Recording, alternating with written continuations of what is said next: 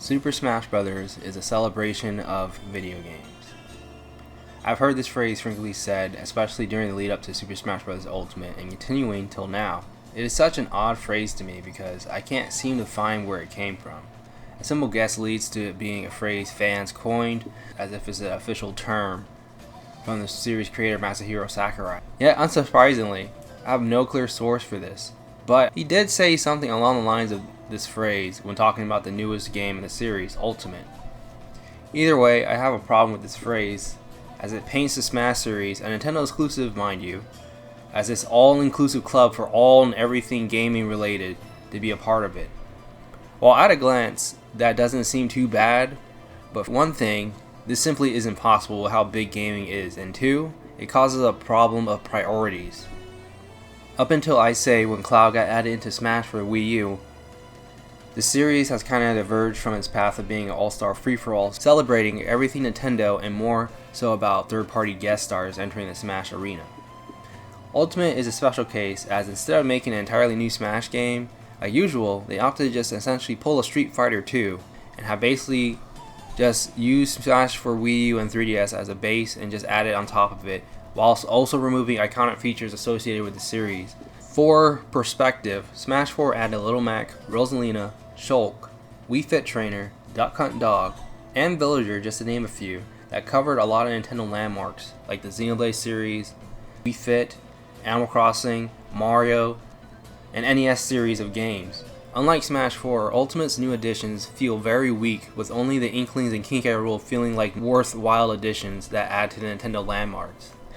Don't get me wrong, I love that Daisy finally made it into Smash, but it's just not the same as before, and this mostly has to do with how Ultimate prioritizes the guests this time. Like I said, having Daisy is pretty neat, but she doesn't get her own stage or songs. Meanwhile, characters like Joker get the red carpet with their own stage, references within, and multiple song references. Now, I know Daisy is part of the Mario series, and Joker is the only character from its series, so it makes sense that happened for that character, but looking at Smash 4 particularly, every Nintendo newcomer got its own stage and set of music to accompany them. Instead, since Ultimate reuses a lot of past stages, most Nintendo newcomers have just been given one of them. The only exception to the rule are the Inklings and the Belmonts. I feel like I'm going on a tangent, but my point is that there's been a lot more effort put into DLC characters being added to Smash rather than their own IPs as of recently. And I get it's probably because the way the Ultimate is, but it's still disappointing to see. While we are still getting Nintendo reps with the DLC like Min Min and Byleth, that's only 2 characters out of 7 of the current DLC fighters available. Again, want to state that yes, I understand that Sakurai has gone on to say that he wants to include as many crazy characters as he can because this might be his only chance to have a roster this big and diverse. So, I get the oddball choices and lack of Nintendo characters. However, this leads us back to the phrase of Smash being a celebration of video games and how diluted the series seems to have become or is becoming.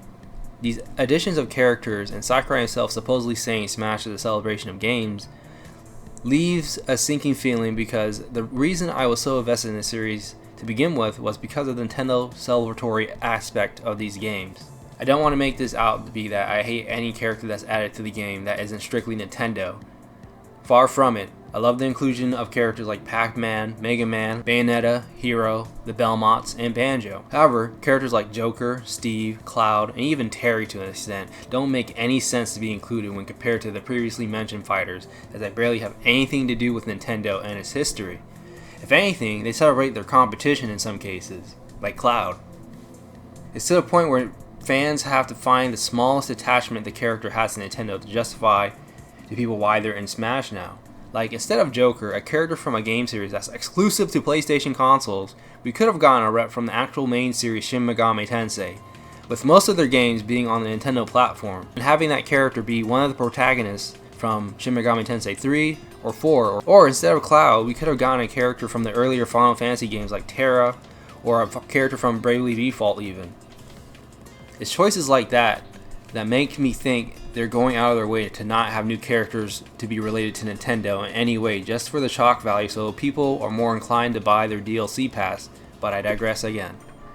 I get that this is pointless rambling since I'm not in the majority and many people are fine with the inclusion of these seemingly random characters getting added in like Doomguy or Dante. For this Smash in particular, at this point, more power to them, but I've all but checked out from this series at this point.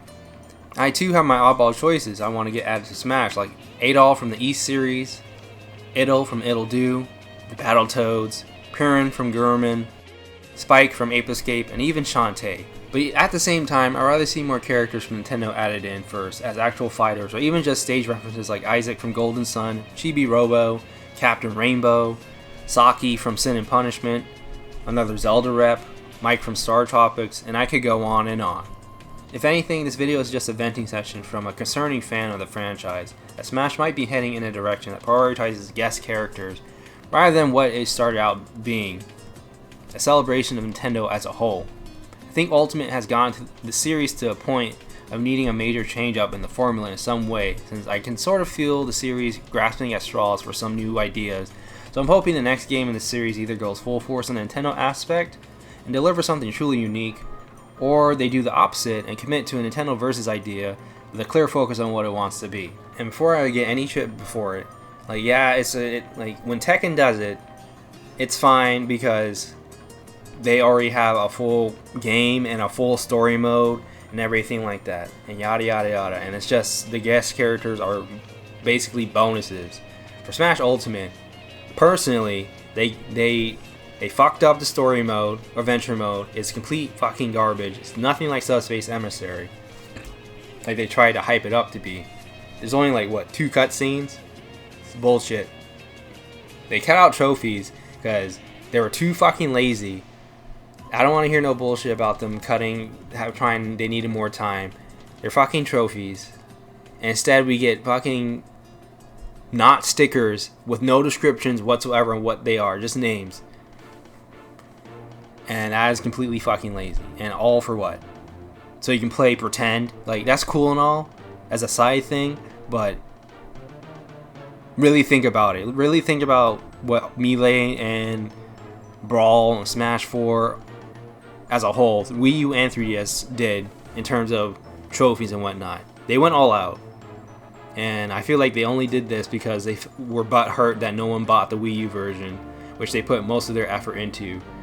It's just sad. But either way, that part was unscripted. So, if this ever gets uploaded, I appreciate you listening through. And